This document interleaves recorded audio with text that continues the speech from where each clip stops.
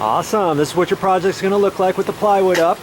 We got the plywood up there, and remember I said we're going to use some special screws? Well, this is what we used. And you can use different ones than this, but see that? That's a star head right there. And some other heads are square heads. You can get both square and star, and then you use a star bit like that. And you put that in your drill, and that fits right on into there. Oh, nice. Not everybody's going to have one of those. You know, if they want to break into a building, let's say, and you just put it in your drill and put those screws in. That's what we did. This plywood's only going to be up for a few days anyways, and then the glass company is going to be here, the window company is going to be here, and I'm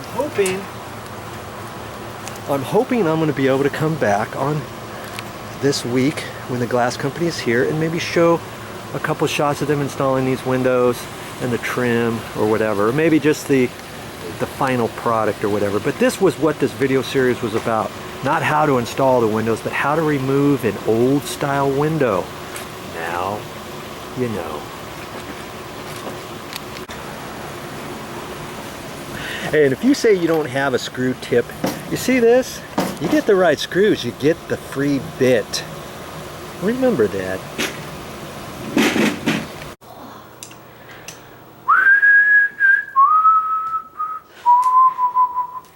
Now you see why I put that plastic up?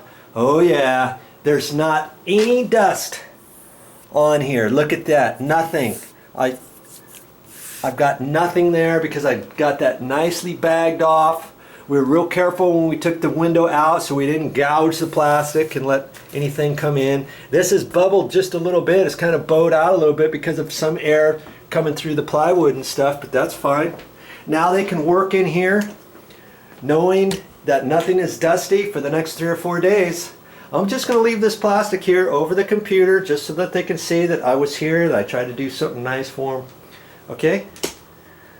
Just make sure you check things out. Don't make any assumptions, because if there is a hole in this plastic, you come in here, you may have to wipe all this stuff down, put a piece of masking tape over a hole in the plastic, let's say, something like that. Or if you see some of your tapes coming off, you can kind of push that back down.